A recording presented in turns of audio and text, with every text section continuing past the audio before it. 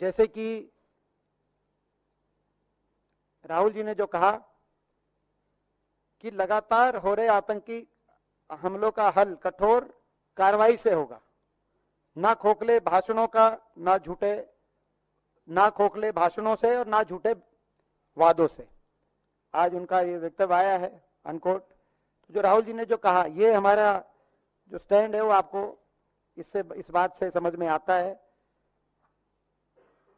एक इस संदर्भ में एक दो महत्वपूर्ण जो बातें हैं वो आपके माध्यम से हम देश के और सरकार के सामने रखना चाहते हैं अत्यंत चिंता के साथ। एक बड़ा चिंता का विषय, डिस्टर्बिंग ट्रेंड एक सामने आया कि जो जम्मू क्षेत्र है, जम्मू क्षेत्र में खास तौर पे जो पीर पांजाल के दक्षिण में जो सारे राजौरी, पुंछ, रियासी, जम्मू, ये जो सारा जो क्षेत्र है, पहली बार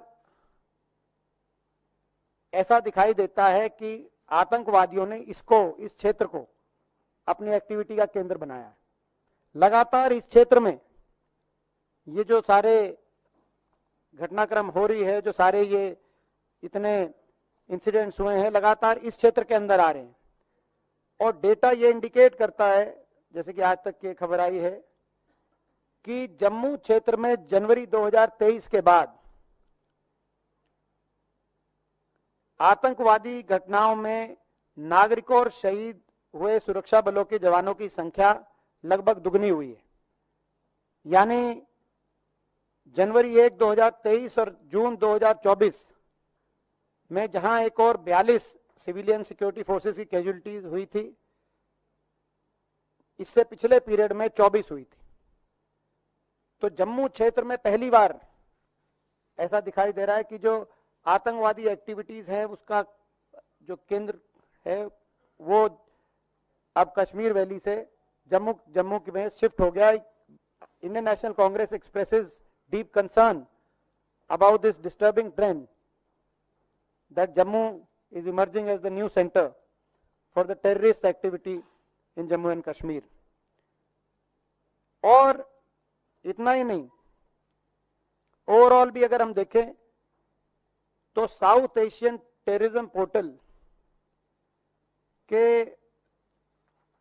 अनुसार जो आंकड़े, वहां से जो आंकड़े आपको पता चल सकते हैं कि जो टेररिस्ट एक्टिविटी जो हमारे पूरे क्षेत्र के अंदर हुई है, उसके अनुसार दक्षिण एशियाई आतंकवाद पोर्टल के अनुसार जो कुल हताहत हैं उनके प्रतिशत में मारे गए नागरिक और सुरक्षाकर्मी अब उसी स्तर पे पहुंचे हैं जो 20 साल पहले एनडीए 1 के समय 2004 में, जबकि यूपीए के वर्षों में और उसके बाद पिछले कुछ वर्षों में इसमें काफी कमी आई थी। ये रेशो बेसिकली जो मैं रेशो कह रहा हूं वो civilian and security forces accounted for 48% of casualties in terrorist attacks, rest being terrorists.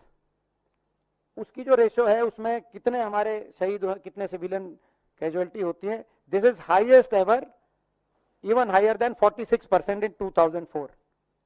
तो ओवरऑल ये तो कहीं ना कहीं ये भी एक बड़ा चिंताजनक ये आंकड़ा सामने आया है।